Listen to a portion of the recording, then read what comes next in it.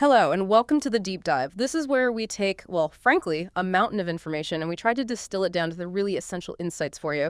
Today, we're diving deep into artificial intelligence. It's such a huge topic, rapidly evolving, and it touches, well, everything, doesn't it? From how AI actually thinks, to how it might impact your job, your data security, even surprisingly, the planet's energy use. Yeah, our sources today give us a pretty panoramic view. We're looking at AI's emergent behaviors, some really weird stuff there. Its role in the workplace, the challenges for, security and fact-checking, and that massive energy footprint I mentioned. We're going to unpack some truly eye-opening facts, hopefully help you understand what's most important in this whole AI landscape.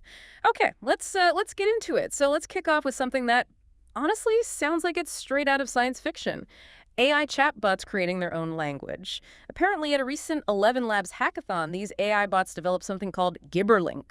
It's like a communication method using sound signals, completely unintelligible to us humans.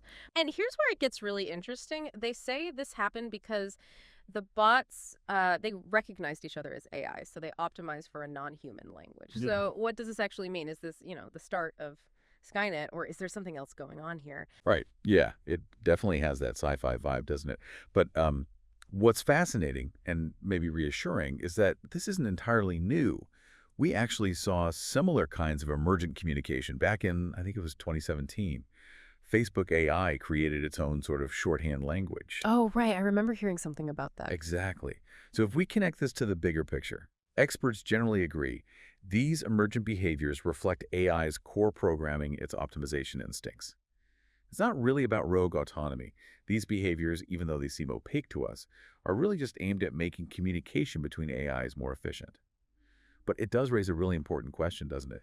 How do we balance that kind of AI efficiency, which can be powerful, with the need for human oversight and understanding? Okay, so it's efficiency, not necessarily danger, but still feels a little unsettling.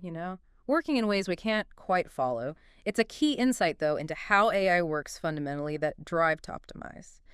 So speaking of things maybe hitting a bit closer home for you listening, let's shift from AI talking to itself to AI in the workplace. Surveys are showing, well, pretty growing adoption among white-collar workers. Tools like ChatGPT, Gemini, they're becoming embedded in daily tasks for a lot of people. Hmm. But there's tension there, right? With this adoption comes anxiety, fears of layoffs. They definitely persist as companies restructure. And we've seen examples, haven't we? Like Microsoft, Amazon, using AI-driven strategies and, well, cutting thousands of jobs in the process. Exactly. That question of job security is, it's very real. And the sources we looked at suggest that, well, right now, AI mostly augments workers. It helps them rather than replacing them outright, for the most part. For now. For now. Its future impact, that remains pretty uncertain. So the advice from experts is quite consistent. Workers really need to learn these AI tools proactively. Yeah. It's not, a magic guarantee of job security, but it's definitely presented as a hedge against obsolescence. It's about building career resilience. Makes sense. And what's fascinating here, I think, is this call for individuals to adapt to these huge technological shifts. It's a pattern we've seen again and again throughout history, really. Yeah, adapt or get left behind, essentially. Okay, so as AI gets more sophisticated, the threats also get more sophisticated. Let's talk about AI security. Particularly in finance, maybe. The stakes there are incredibly high. Canada's financial industry, working with OSFI, that's their regulatory body, and others, they recently held a forum specifically on these risks. That's right. And AI, it's got this dual nature, hasn't it? It can enhance fraud detection, improve customer service, that's the good side. But then here's where it gets really interesting, or maybe worrying. It also powers these incredibly complex cyber threats.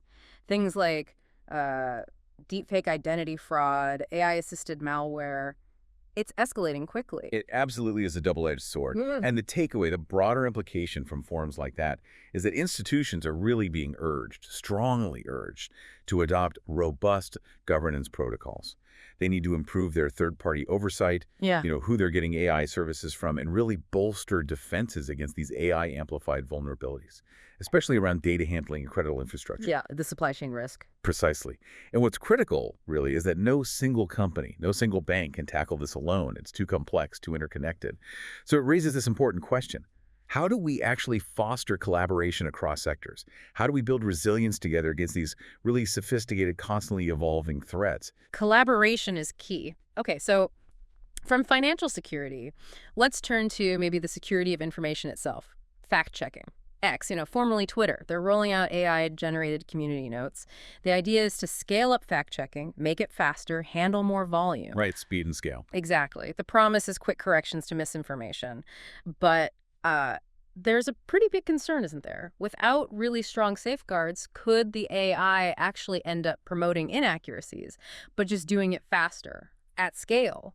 Critics are already questioning if human reviewers can keep up, the potential overload and the risk of maybe losing diverse perspectives in the fact-checking process. So what does this all mean for the information you consume every day and our trust in it? Well, that's the core tension, isn't it? Efficiency versus accuracy. It's a classic AI dilemma.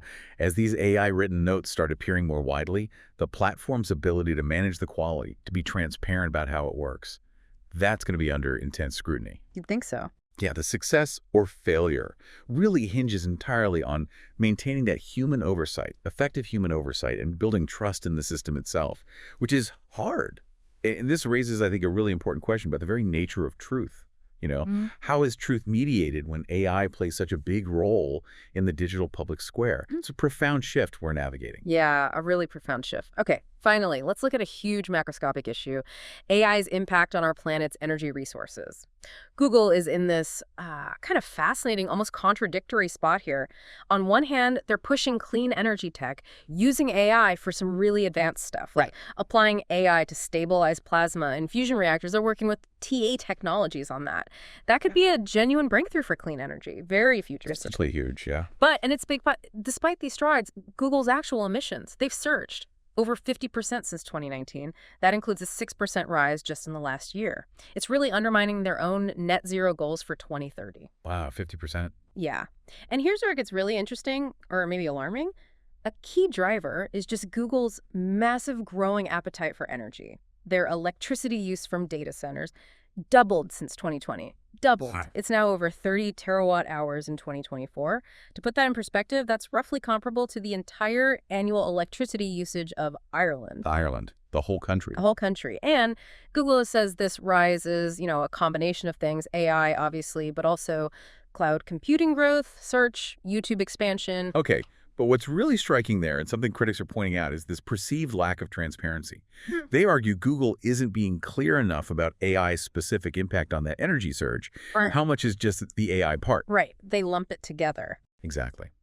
And the bigger picture connection here is that experts are increasingly stressing this need for much greater disclosure, much more accountability regarding the true environmental cost of our digital infrastructure. It's often hidden. Which leads us to this really crucial question for society.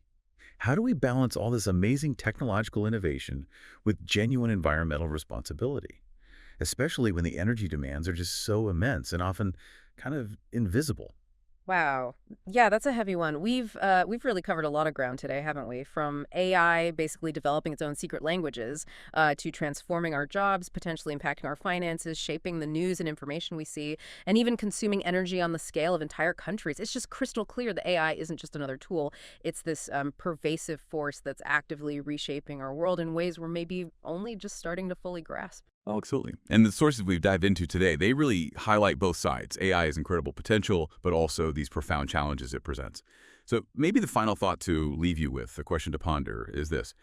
As AI continues to optimize, as it adapts and expands its footprint into, well, pretty much every corner of our lives, what's the right balance? What balance do we as a society need to strike between leveraging all this immense power for progress and ensuring its development truly aligns with our core values and, critically, with our sustainability goals? Something to think about.